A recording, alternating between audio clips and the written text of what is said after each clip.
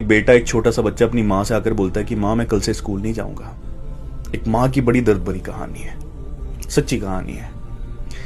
वो आकर बोला कि माँ मैं कल से स्कूल नहीं जाऊंगा। आप नहीं था उसका, वो लोगों के घर में मेहनत मजदूरी करके उसको पालती थी, उसको पढ़ाती थी। लेकिन बेटा क्या बोल रहा है आकर कि मैं कल से स्कूल नहीं जाऊंगा। क्यों? क्योंकि बच्चे उससे उसकी माँ के चेहरे से चिढ़ाते हैं। उसकी माँ के चेहरे पे एक कमी थी, उसकी एक आंख नहीं थी।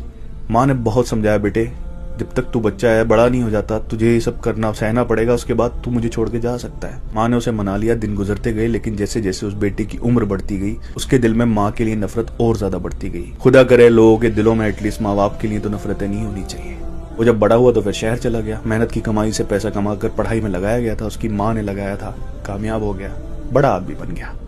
अब माँ तो माँ होती है ना, अकेले रहती थी, वही लोगों के रहमो करम पे पल रही थी। लोग उसे उसके बेटे का हाल बताते रहते थे।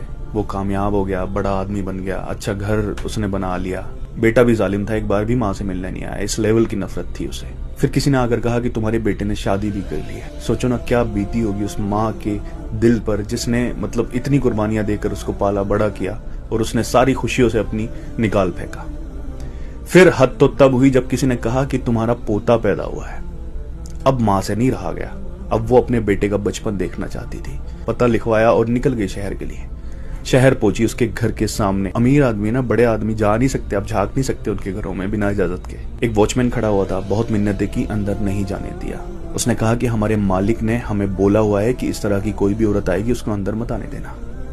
इस तरह की, इस लेवल की नफरत थी उसे।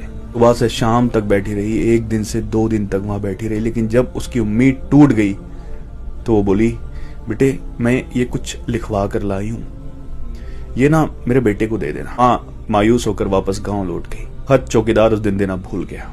अगले दिन उसने मालिक को दिया, और जब उसने वो खत पढ़ा ना कि बेटे इतनी नफरतें ठीक नहीं होती, तो पता है जिस कमी से मेरी तू चिढ़ता था उसकी कहानी बताती हूँ। बचपन में जब तू बच्चों के साथ खेल रहा था ना, किसी ने तुझे धक्का दिया और उसकी वजह से आंख में तेरी घाव हुआ और तेरी एक आंख चली गई। तब मैंने डॉक्टर की मिन्नतें की कि मेरे बेटे की आंख वापस कैसे आ सकती है। तब उसने कहा कि उसके बदले में आपको आंख देनी पड़ेगी। मैंने एक पल भी नहीं सोचा, अपनी एक आंख दे दी। तब उन्होंने किसी बच्चे की आंख तेरी आंख में लगाई। ये जो मेरी आंख नहीं है ना, ये तेरी आंख की वजह से नहीं है, और तू हमेशा मुझे इस वजह से नफरत करता हुआ आया है। माँ। उसके पैरों के नीचे से जमीन निकल गई जैसे वो पड़ा। गाड़ी उठाई, गांव गया, लेकिन देर हो चुकी थी।